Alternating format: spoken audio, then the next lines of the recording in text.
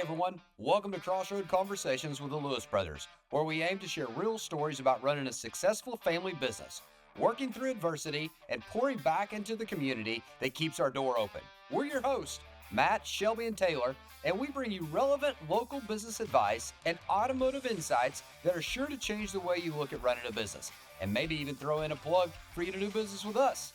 Welcome back to the podcast, Crossroad Conversations with the Lewis brothers. We're talking about episode 94. 94 hours, hopefully bringing something relevant that breaks it down. And make sure that you dive in. Put comments. Hey, what do you like? Absolutely. What needs to change? Hey, I'd like to hear from this person. Hey, this person works for you, and I'd like to have them sitting next to you. Sure. Right? So this week, we're talking about every word counts. Every single word you say is doing something. It's building or it's breaking. It's opening or it's closing. It's lifting someone up or quietly tearing them down. As a leader, there's no neutral. Think about that. Like every action, every word has some type of reaction.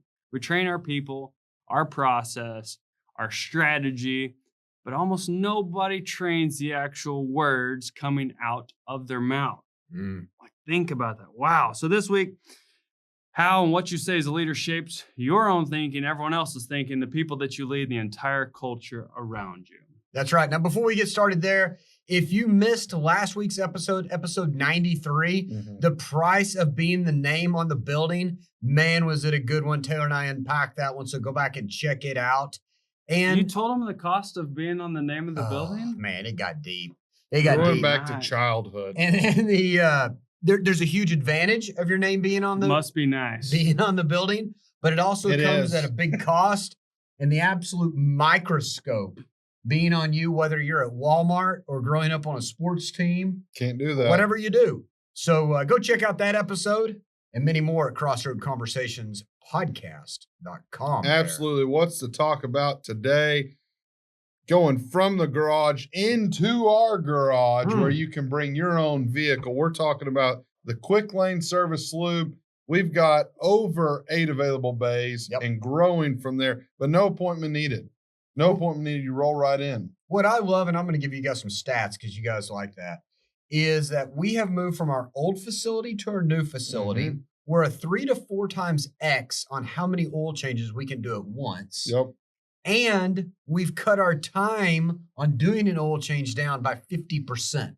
So we went up in capacity, down in duration. And there's 2 things that we measure with oil changes, right? We do our best to never say no. But the first thing is time it takes to do key to key.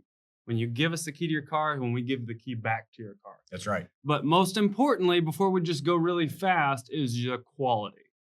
And that's a big thing you get here is advantage above and beyond of Jiffy Lube or the place on the corner. Not saying anything's wrong with them, but the quality that you get with a Ford certified technician and the team. Every single one of those is a team. So you got 2 sets of eyes, 2 sets of inspections that we do. And so that's just a reason of why you should service at a Ford dealer or at our Ford dealer versus anyone else that you get service. I think that's important. And I think, too, as you're talking about the quality, the multi-point inspection you get when you pull in, you get the free alignment check. Yeah. We store all your data for no additional charge. There's other places that charge for that. And then also your car comes through the car wash in the end. Yep. And it's not any more expensive. Well, in fact, we want to throw this out here for anybody listening. If you come in and mention that you heard it on the Crossroad Conversation podcast, we'll give you 50% off our oil change packages. So it's an oil change package. So what you're doing is prepaying for your maintenance. So do you think the price of labor will go up between now and 2 years from now? Yes, just based upon inflation. Do you think the price of oil will go up between now and 2 years from now? Okay, so that would mean the oil change would be more or less. It'd be more. It would be more. What if I was able to tell you that you could lock in the cost of today's oil change 5,000 miles from now, and then all the way to 25 or 30,000 miles for 50 cents on today's dollar? I'm not even talking about 2 years or 3 years from now.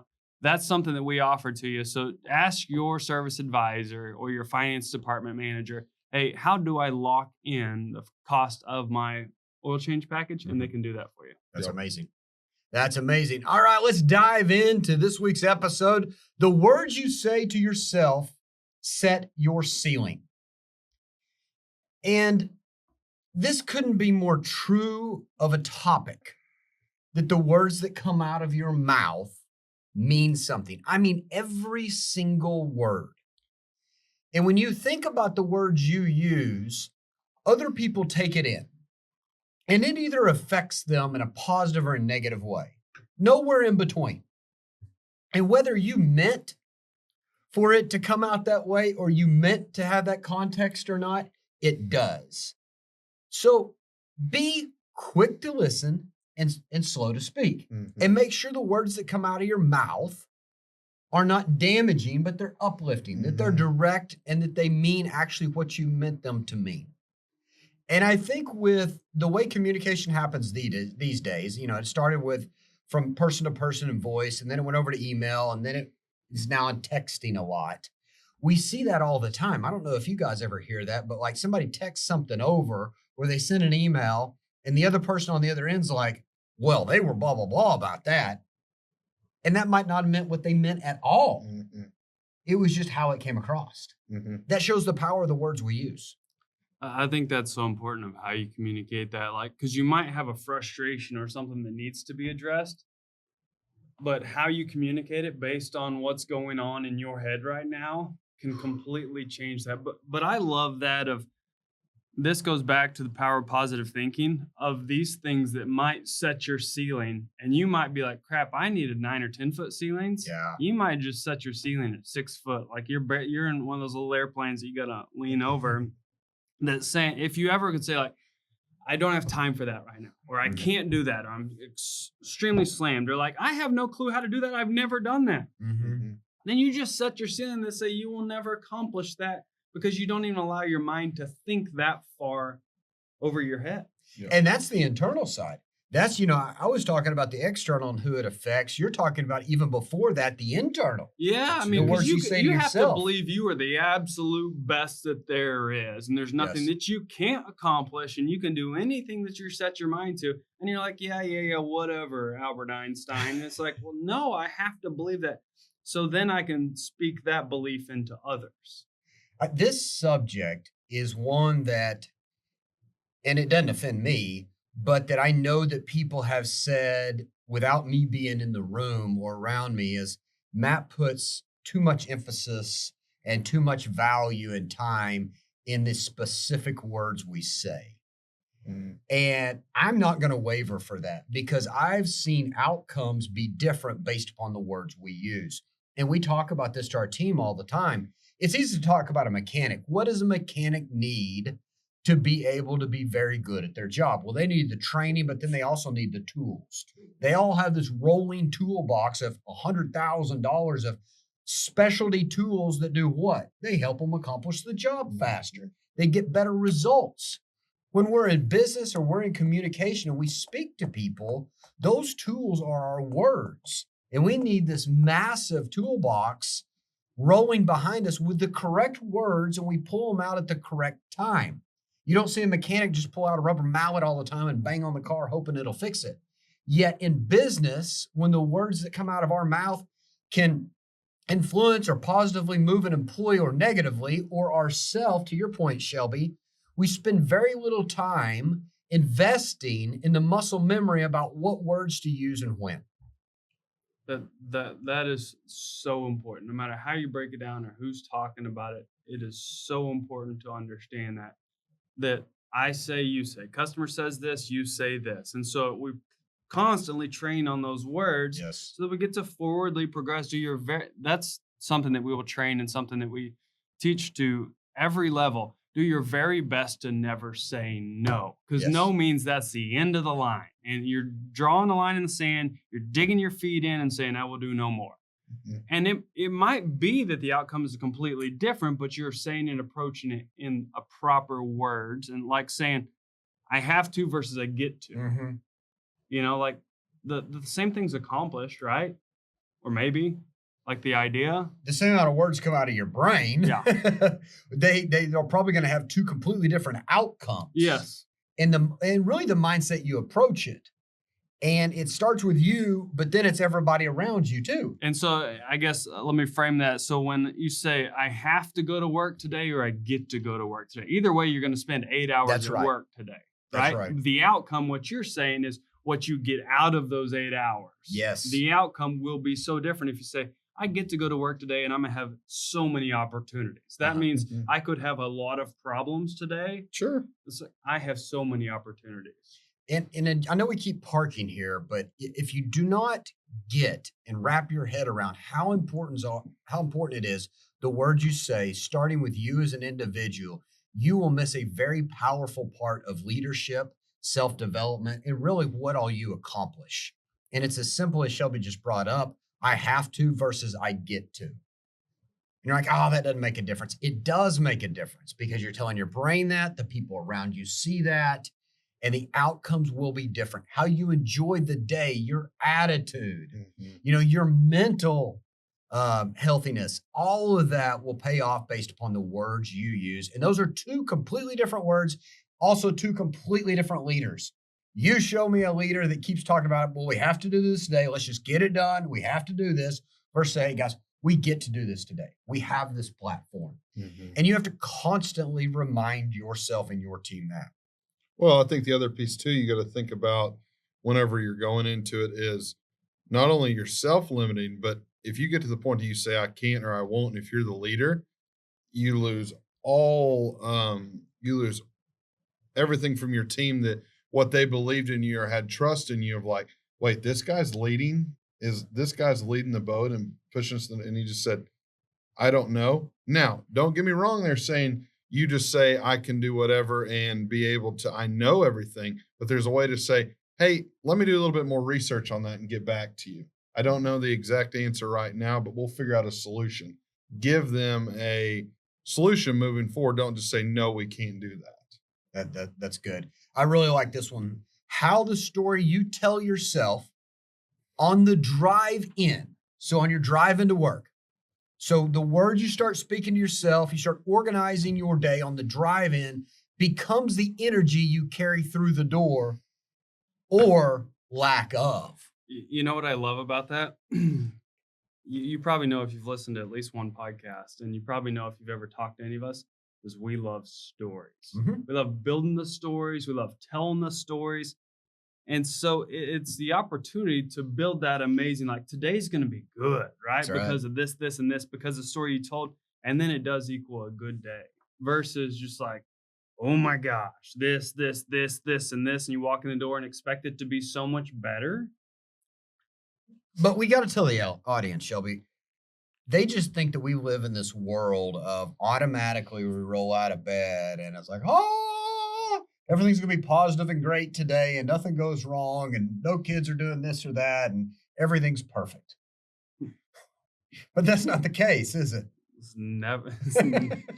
I don't know if I can count on one hand if that's how many times that's happened. It's never the case. And there's always an obstacle. And when I see obstacle, I think opportunity. And as a matter of fact, we had a meeting with one of our leaders the other day, and he told me, he said, look, can I be honest? I don't know what you guys are on, or I don't know this. He said, I don't know how you guys are always so positive. I don't know how you And I was like, thank you for pointing that out, because we just talked about this on podcast. I said, is your mindset, and you constantly, who you're surrounded with, you guys know this, you've heard this, but I was like, it's just your mindset. I believe we're going to win today. I know we're going to win today, and I'm going to have so many opportunities to say, here's how we get to help you, ma'am, sir. Here's how we get to help you, sir. Here's a great opportunity, sir.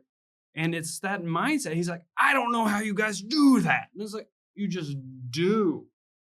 You do, and you surround yourself too with the correct influences. So whether it's what you listen to on the radio, what you listen to podcast-wise, how you have the availability to reset. Because I've woke up before, and then after I have coffee, okay, I need to have the coffee first. Then I'm in the right mindset for the day. I've organized my day. I'm ready to go. And then something explodes at my house. I have kids. Something explodes. And then it's the other direction. And I'm like, whoa, hang on. I have to reset myself again in the vehicle on the drive to get prepared for my team. It's a constant. The other night, a story. So from one meeting to another meeting, I got home at like 10:30 at night. Flight delayed, canceled, this, that, and the other. Get home at 10:30 at night. My next flight, the next morning, going to a complete different meeting, the flight had gotten canceled as I was getting on the one flight, and it said, your flight's been canceled, just completely canceled, not moved or Done. And I was like, oh gosh. Yeah. And so then they said, hey, we've got you booked on another flight. And it was a 5 a.m. flight. Well, 5 a.m. means you're on the plane by 4:30 a.m. Mm-hmm. So I get home, have to do laundry. Yep. And one of my kids is like, hey, Dad, the ceiling's leaking. And I was like, all right. And so I'm like, I know what it is. My air conditioning's frozen, the drip pan's full. So it's like 11:30 at night. I have to wake my entire family up at 2:15 in the morning the next morning. My whole family finish the laundry. And I'm like, okay. So I go out in the shop, get the shop vac, have to vacuum out all this water out of this thing, vacuum all the spray foam insulation, where I'm not a fan of spray foam because it's underneath it all. Put a fan above, fan below, coat the ceiling because I'm going to be gone for a couple days, spray some bleach on this, do some of this.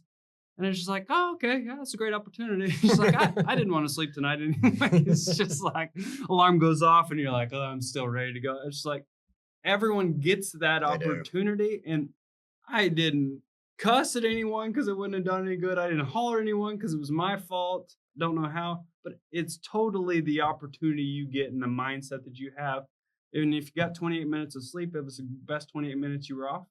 You're only able to accomplish that because you've worked and you've put the tools necessary and everything around you to support you when you may be the most stressed, the most pulled in different directions, or out of energy completely.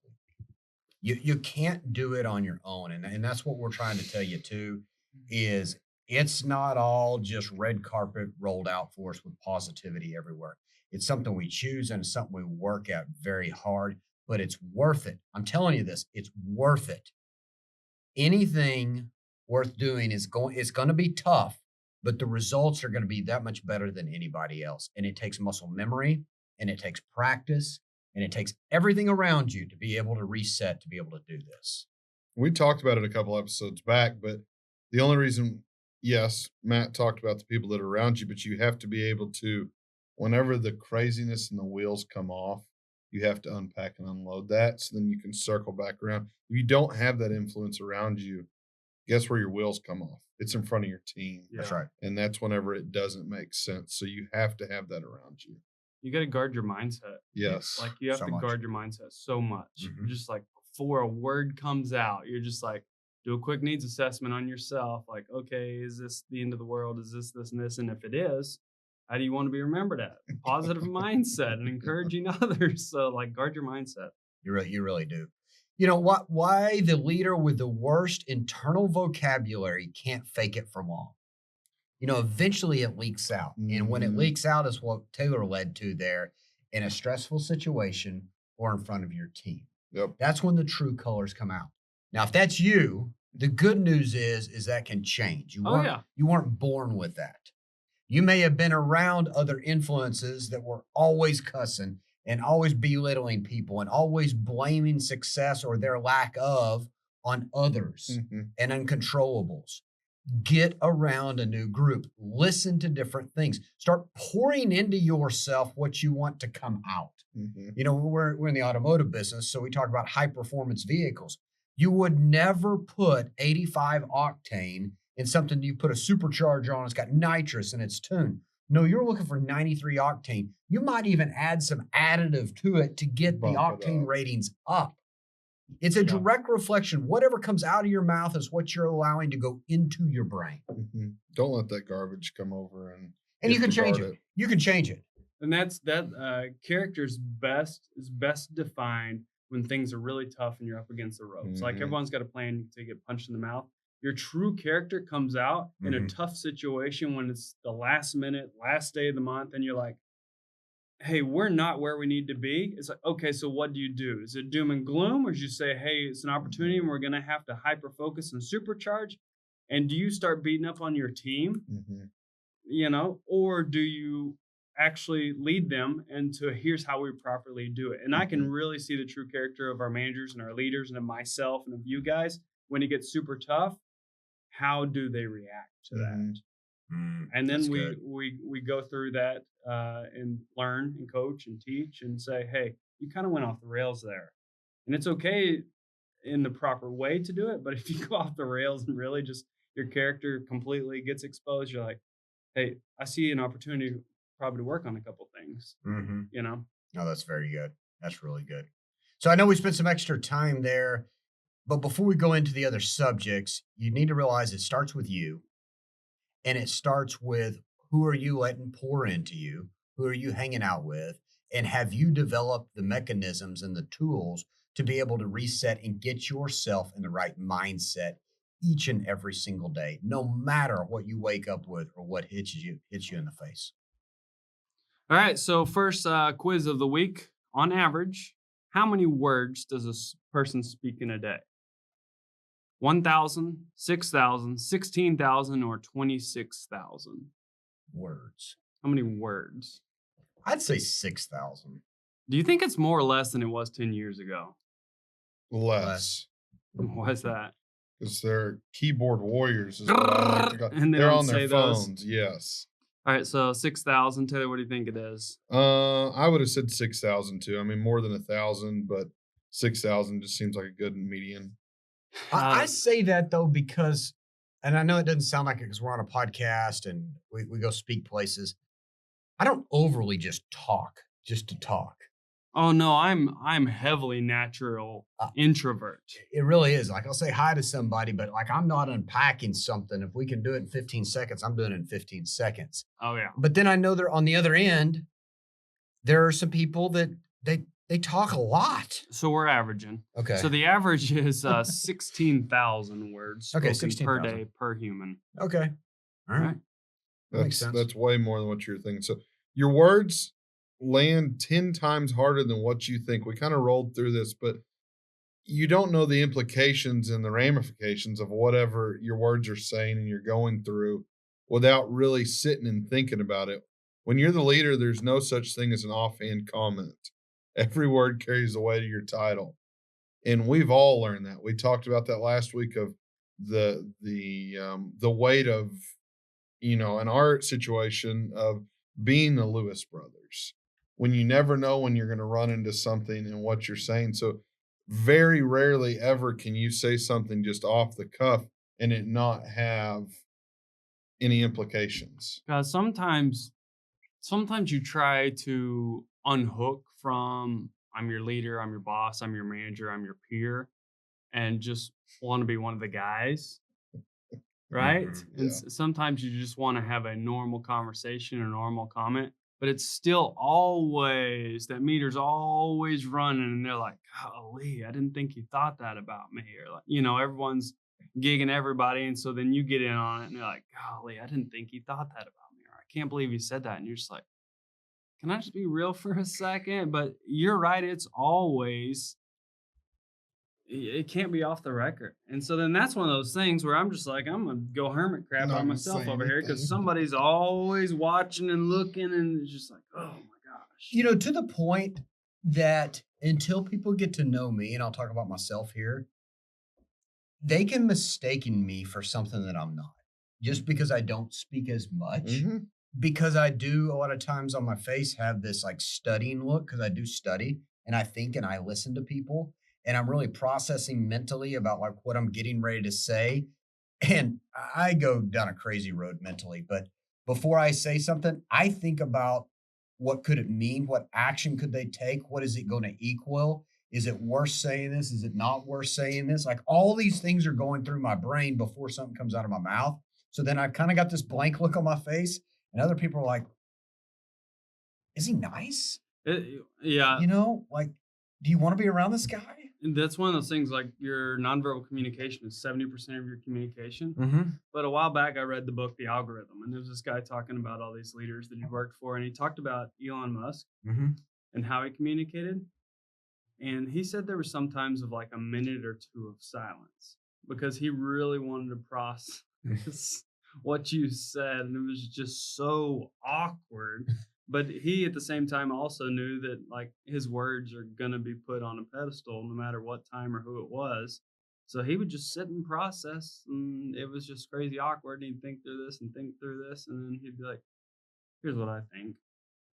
So he didn't have to respond right then. Instead, in his mind, Taylor, I'm going to go back to something we talked about a few episodes back, where you determined if we were just 1 degree off on a flight plan, how far we would miss our destination by an entire city or maybe even state. If we were flying across the U.S., that could be the same things with our words. If we say something that is not putting somebody towards the path of what we're trying to accomplish, we could miss the mark. It's no different. I just went over in sales meeting this past Monday of people continuing to do the same things, expecting different results. You continue to say the same words, expecting your team to do differently. I had to dumb it down. Finally, I said, this is the same as you getting in the vehicle, going south, going toward Fort Smith and saying, hey, I'm going towards Joplin. Then you're mad when you end up in Fort Smith.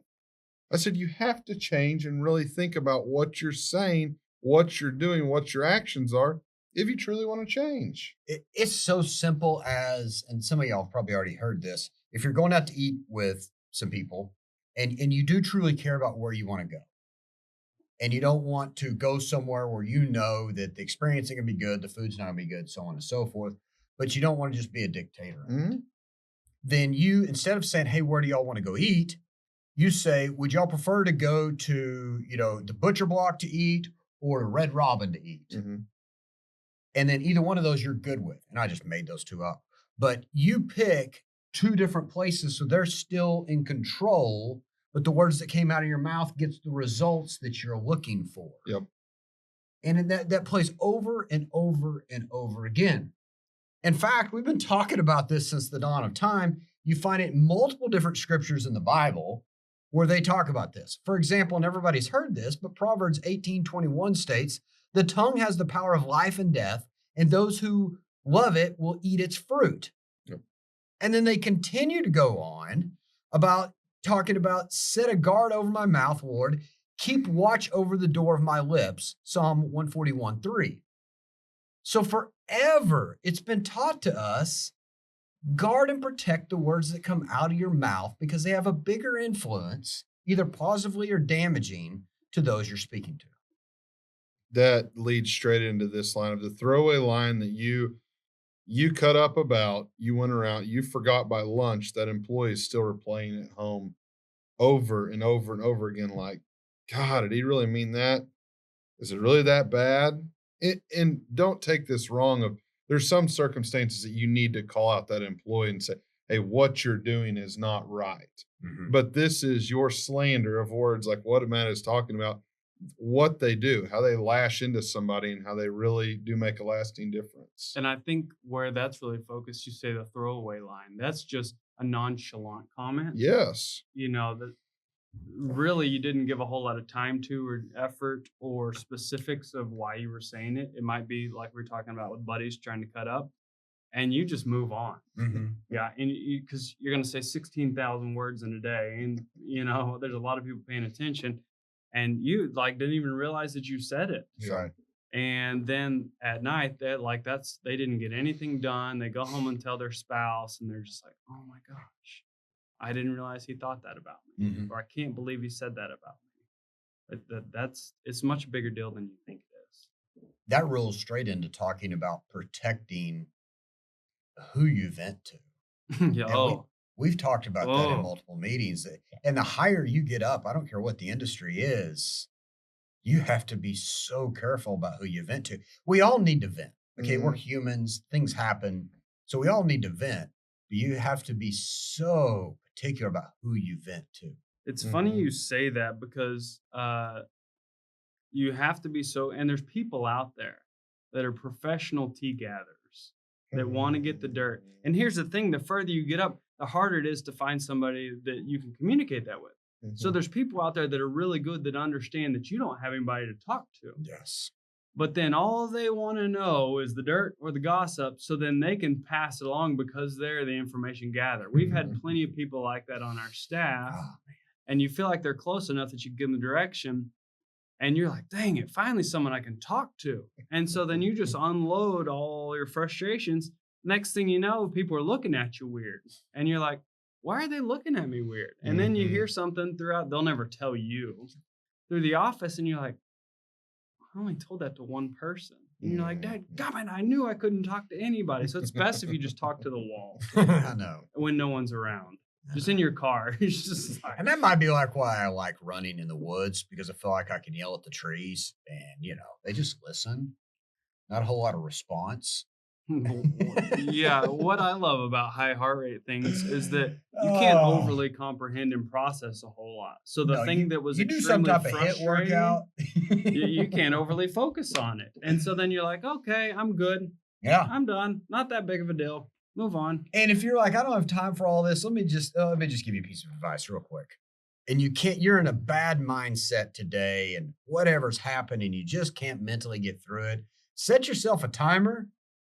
And let's get you some burpees in right there at your desk. Get you 10 burpees. Just get 10 burpees in and then do another 10 and do another 10. Once you hit 100, you won't even know what problem you had. You won't. You won't be able to move the next 3 days, but your problems aren't going to be that relevant.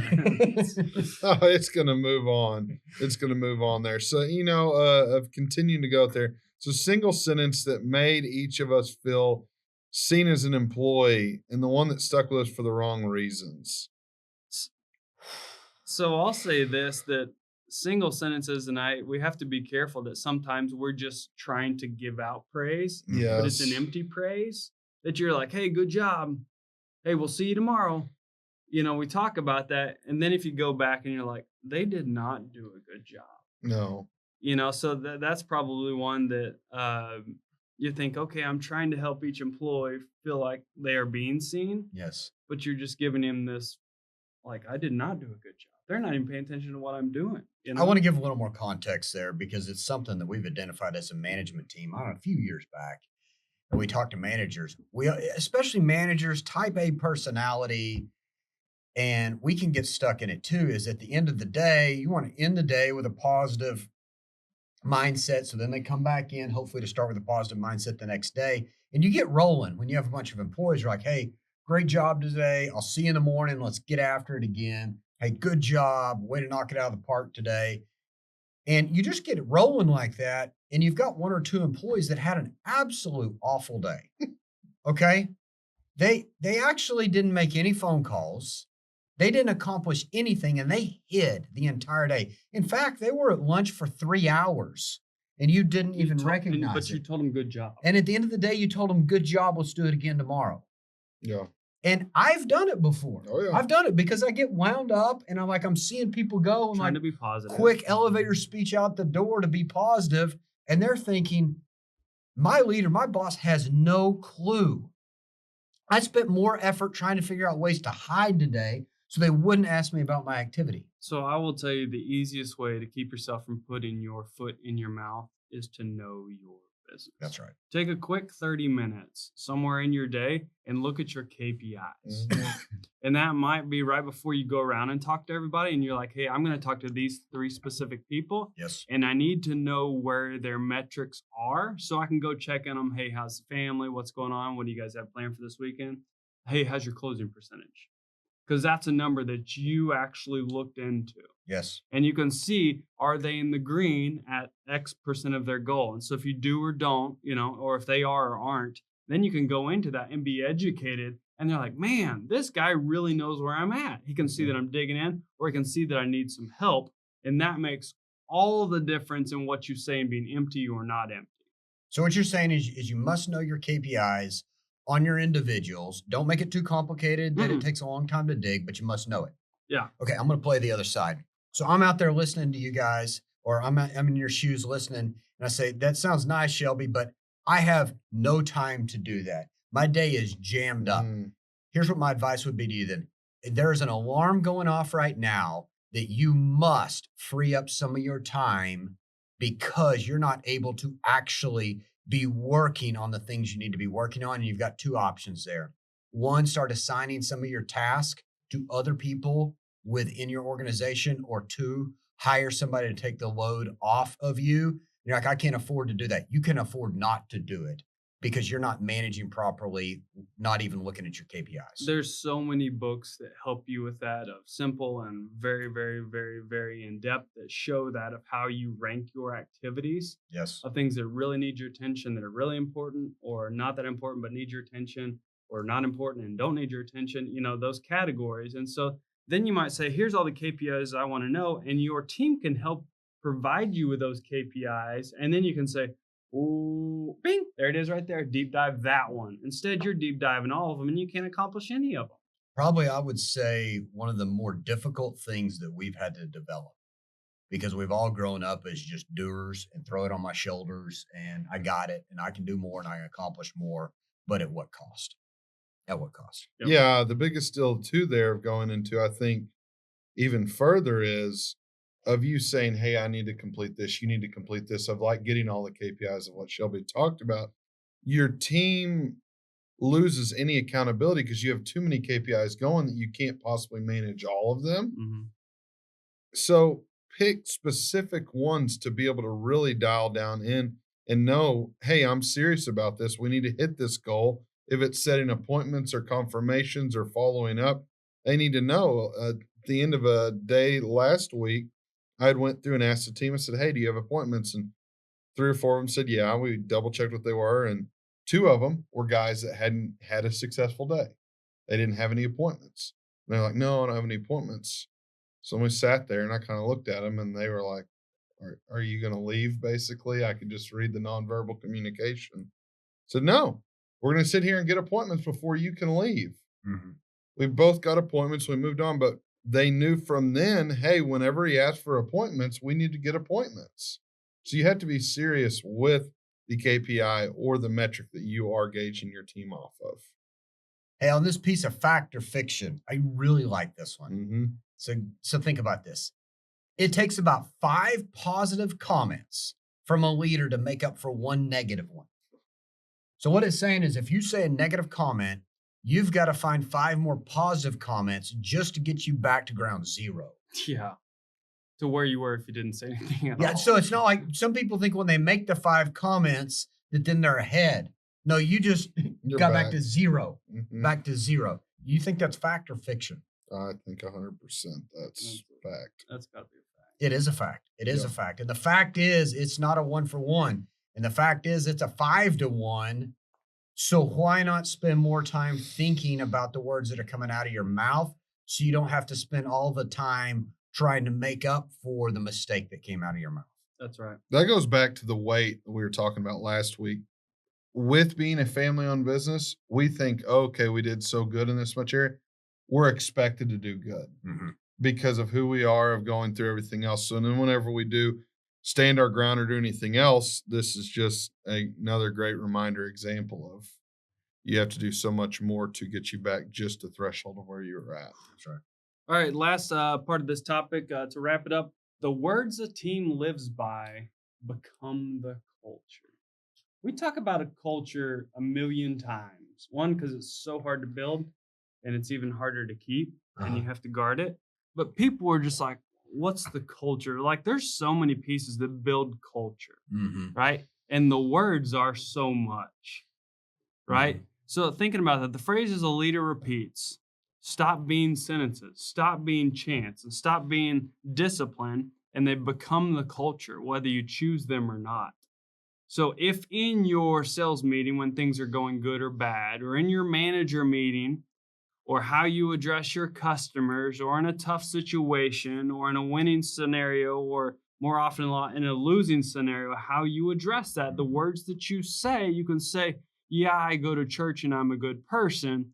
They hear you say that, but then you see you constantly saying all these other things. They're like, I hear what you say, but I see what you do. And it becomes your overall culture. We had a manager at a location. And I think mentally, he really wanted to be in the customer service business. And in fact, he studied Chick-fil-A a lot. And I would get an email from him or I would get off the phone with him and he would say, my pleasure, because he was going after the Chick-fil-A deal. But I just called him to address it about a customer service issue. And then I would hear from other employees and other customers. And we had a huge customer service issue within this department. This employee didn't work for us anymore. And he was saying one thing. He was always saying like, hey, I've studied Chick-fil-A and I say my pleasure and I do this and that. But He was saying one thing, but doing his actions were totally different. And both of those are necessary to make up a culture. Yes. What you say and what you do. Both of them. Culture is a very tough thing, and a lot of books have been out, and a lot of people have talked about culture. How do I get culture? How do I get culture? Coming up with a business plan, coming up with metrics, coming up with a process or pricing. Those are easy. Yeah. Culture is tough, and it takes every single day. And I thought about this as soon as you were talking about it, and the words a team lives by. We can all picture in our mind, either if we did it ourselves or we've seen it in a movie. I want you to think about sports locker rooms. They all have words that are up. Think about the tunnel they run through before they go out on the court, before they go out on a field. There's usually some words above that define the culture that team's made of. And why is it there? Because the coach already went over it. Because so non-verbally, it's there every single time they go through to sustain, not just to create, but to sustain that culture. Stay involved. That's super important there. And an understanding in these words of we can't versus how do we. They both have the same idea, but they have a different delivery. How the default language of a team quietly shapes what they believe is possible. And that's a constant, you're like, man, you're just trying to sound politically good. And think like, no, I'm not asking anyone to record me, and I'm not asking anyone to put me in a publication. I'm just trying to continue to build and keep our amazing culture. And this morning, our Save a Trade deal, we were going through that, and they said, hey, this person is this, this, and this, and they're trying to be on this truck. I said, okay, well, when we leave here, if we've gone through all the things and we're so far off, you go find an alternate vehicle to submit them on, to be able to get them approved, to be able to say, here's what we found for you. And I know it's not exactly what you're looking for, but it is a solution, right? That's the number one thing. So, well, like I said, that you're not saying, no, we're not saying we can't do that today. We're saying, how do we fit that into our schedule today? That's right. That's right. And part of our culture, if you ask some of our words, we always talk about being solution-based. And it's like, you give me an opportunity, I'm going to figure out a solution for it. It might not be option 1, 2, or 3. It might be option 4, but I'm going to figure out a solution here because I know there's an opportunity. And once you flip your mindset that way, it almost becomes a game. It becomes a game of this is in front of me or this situation's in front of me. I'm going to figure out a solution when everybody else would give up. Golly, like that's been our thing for such a long time and in so many different ways. So once again, you said we roll out of bed and everything's just perfect. We have made our life on being solution-based, of finding a solution, whether it's a canceled flight and, okay, no, we're going to rent this and be able to get over here to be able to do that, to continue having progress and keeping good mindset. And that comes into business every single time. If a good customer says, hey, I'm trying to get in to get this done, but your scheduler says you're 2 weeks out. And then I go to this, I'm like, hey, how do we find a solution today? And so then you just walk through the shop and like, hey, I see there's nothing on your schedule. It's like, yeah, I'm just waiting on dispatch. Well, dispatch is in over their head, right? They're just like trying to get enough air to breathe. And I'm like, hey, come on in, bring that car in. I found a solution, right? And if you constantly do that, that becomes the culture of your entire team. And that's how you define culture. One of the things I want to make sure everybody understands here is when we talk about the words we use or solutions we come up with, there is not a business side and a personal side. What you see at business is what you're going to see in our family and in our personal time too. So the words we use, the solution, the optimism, all the rest of that, you just can't be somebody totally different at home than you are at work. That is exhausting. You'll forget which lie you told and which person you need to be today. You will try until you can't and explode. We've seen that too many times. But if you'll use your business over it, and now don't talk to your wife like we're not talking about the numbers or the people or anything like that. But like, for example, when Shelby's talking about the flight thing, like we all know now if a flight gets canceled, we'll divvy up and we'll go to 2 different service desks in the airport. Meanwhile, at the same time, be on the phone. We have the phone. And then I've sent one of my kids to go look at the check-in desk at some of the other gates because the line might be really long at American Airlines to try to fix it. We've got 3 or 4 things working simultaneously to figure that out. And then somebody else is working on if we reroute through here, here, and here is the option there, and we'll rent a car there and drive it. Because you've practiced that in business constantly, so then why not do that personally? It's the exact same thing. We were just at a meeting, and there were some power outages, and the power outages messed up the air conditioners in the room. Okay, so no big deal, no big deal. We call them to come work on the air conditioners. They say, yeah, everything's great. We go to dinner or something, come back, and air conditioner's still not working. So I called back up, and they said, oh, yeah, we just changed the filters out. You'll have to give it a little bit of time. It wasn't flowing enough air. And I said, if you don't mind, if the maintenance guy is still on hand, could you have him meet me here? And I don't mean like meet me here like I'm upset, but like, let's just talk through this. She's like, and I was like, I just wanted to point out a couple things. I'm not sure if he looked at it or not, but we can walk through this. They send the maintenance guy. So the maintenance guy and I go out there with a flashlight, and we're looking at the outdoor units. And I said, it looks like you got this unit starting. This one here is not firing off. The air's working inside. We probably have a run capacitor issue, or we've got some contacts that aren't coming in. I said, I know you probably thought when the one went that there was a time delay to start the second one. He's like, yeah, exactly. I was like, but enough time's gone by now. Can we look at this one and see if we can find a solution? So he's like, sure. And we start looking through there, and the contactors have messed up. They were going to go try to bring a portable air unit into the rooms to fix that instead of just fixing what the root issue was.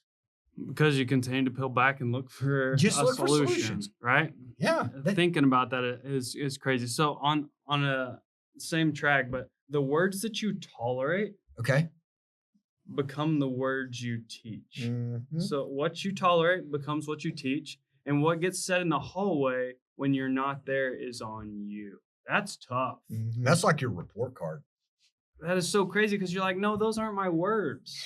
But it's what you allow you to tolerate. So you hire a new guy in, you're at the sales desk, you're at the advisor, you're back at the tech counter, at the parts counter.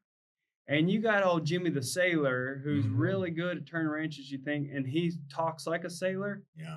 If you don't have the gumption to nicely, politely say, hey, can I talk to you real quick? Hey, I don't know what's going on in your life, but we don't talk like that. If there's something I can help you with, let me know. But all these people around here, we're working to have positive mindsets, and the way that you talk does not represent that. Is there something I can help you with? Instead of just like, hey, shut your mouth, don't talk like that, you're fired if I hear it again. Like, they have to understand that will happen. Yes. But to see, hey, what's going on? What is it that triggers you to talk like that? But if you tolerate that, if you just turn the other cheek like, dadgummit, my manager's underdressing Jimmy, or Larry, or whatever it is, then when you're not around, that's what they talk like, and then that becomes your character, and that's tough. So to expand on that, that's how they talk, and then they end up talking to your customers that way. That's exactly right. Because there's not one and the other. You can't flip the switch and be like, oh, I only talk like that when nobody's around. It will bleed over. It does. Some of the funny things I've seen as technology continues to change is video multi-point inspections. And I think it's a great thing because you actually get to see what's going on with your car. And that's something that we're working on onboarding. So then they're like, well, technicians don't want to do that. I was like, cool, that's the direction we're going. Because if I was on the other side, I'd like to see, hey, here's what's going on with the air conditioner. You can see the contactors are not connecting here. The fuse is blown, and you get to see it. And it's a video. And so I've seen some video MPIs that I've sent to my service director, my service manager, where they come off the rails, the technician does, because he's having a tough day. And he's like, you're not going to blankety blank fix it anyways because you hadn't taken care of your car. The inside of it looks like the inside of an abandoned McDonald's. And I'm just like, oh my. But it means you're not looking at your video MPIs and checking on your technicians. So it becomes what. And so they're like, you don't want our technicians. I was like, no, I want my technician to be able to talk to a customer. That's right. To talk to my wife or my grandma or your wife or your grandma. Yes. And to understand what's important there. So I think that's. And if not, what it's going to do is elevate your team because, hey, they're not where I need them to be, but we're going to get there by clear expectations. Yep. I think that's so important, the vocabulary. Casting vision out loud. We have to cast vision out loud. What's the goal? What's the game plan? Why a leader has to actually say where you're going before anyone can actually follow it and process it. I think that's so important. Absolutely. If you don't say it out loud, it doesn't even start to have any value or direction. How do you expect them to help you earn the President's Award if you don't ever tell them that's the game plan or the goal? Yep. You know, They'll never it's know. not going to happen. 80 years, 4 generations, the phrases that pass down, the place that what runs the place today, it has to be a shared goal, a shared vision. Here's our vocabulary. Here's how we help people. Here's how we solution find. And here's how we handle a tough situation. That has to be all outwardly spoken to your team.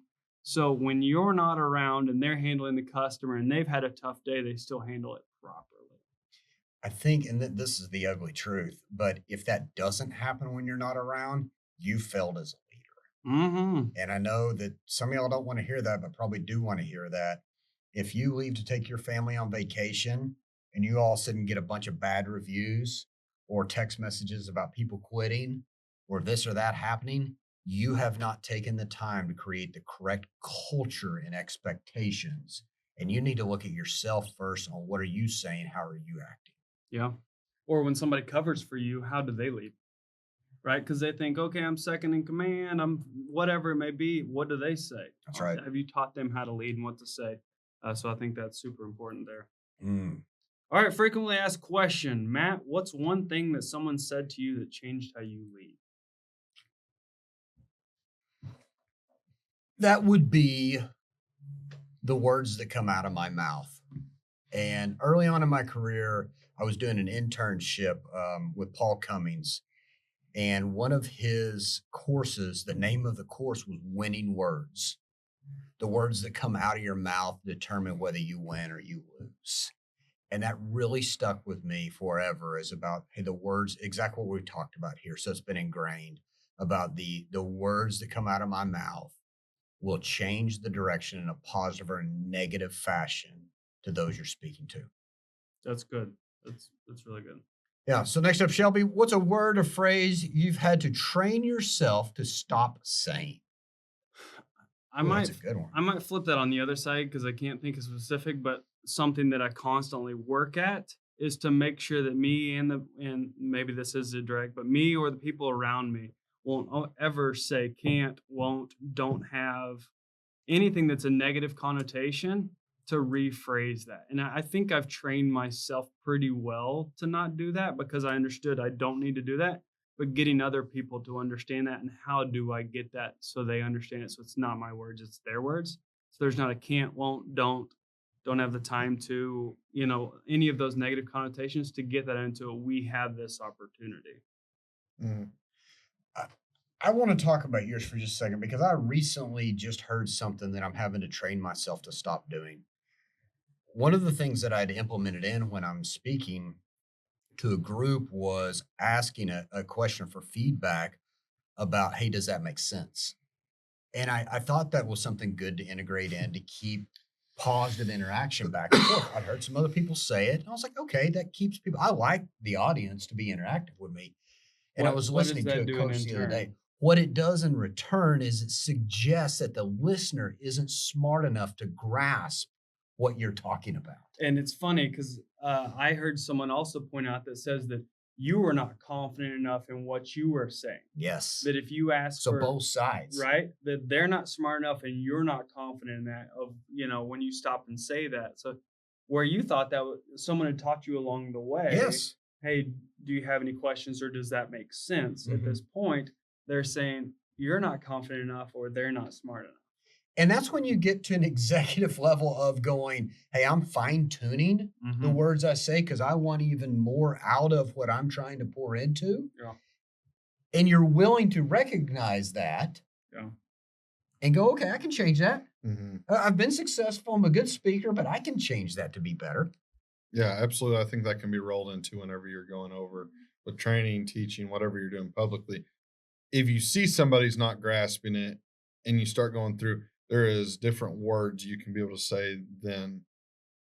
Does that make sense? Mm-hmm. It's reiterating and saying, did you hear this, or are you sure, or anything going through there? So that's a great point. There's definite constant checking, getting feedback, all those things. All right, Taylor, last but not least, what's a phrase our team says that you'd want carved into the wall? This just goes back to our roots of going through everything else. Find a solution. Find a solution. And even if we're put into a wall, find a solution today that just reiterates and rolls straight into communication. Communicate the bad, communicate the good. Just communicate and find a solution. I think that's so good. Find a solution, communicate, and treat others how you want to be treated. Yeah. Like that's a constant thing that we will push that. So then the culture is ingrained. It is so ingrained and it's so good. And every once in a while, you got to throw in a random jorts day. That's right. Right. I was in a meeting the other day and I said that and everyone looked at me like I was crazy. And I don't know if they didn't understand what I said or It's if they were probably just that. like, what do You you should have mean? seen They're from the north. what the Brazilian Cowboys thought about me on PBR day whenever I had my jorts and high tops on. Right. So that's the outward expression of our culture. Thank you so much for joining us on Absolutely. episode 94. Every word counts, how the weight is handled, how you handle those conversations. As always, join us on Crossroad Conversations podcast.com or anywhere that you get your podcasts and check out your next new ride at lewissuperstore.com. I like it. Hey, thanks for joining us today, and we hope you enjoyed this episode. Make sure to give it a like, share it with your friends and family, visit our website, and send us some questions. We want to know what you'd like to hear, who you'd like to hear from, and what you want to see, or maybe even some questions for us to answer about either the automotive industry or just business in general.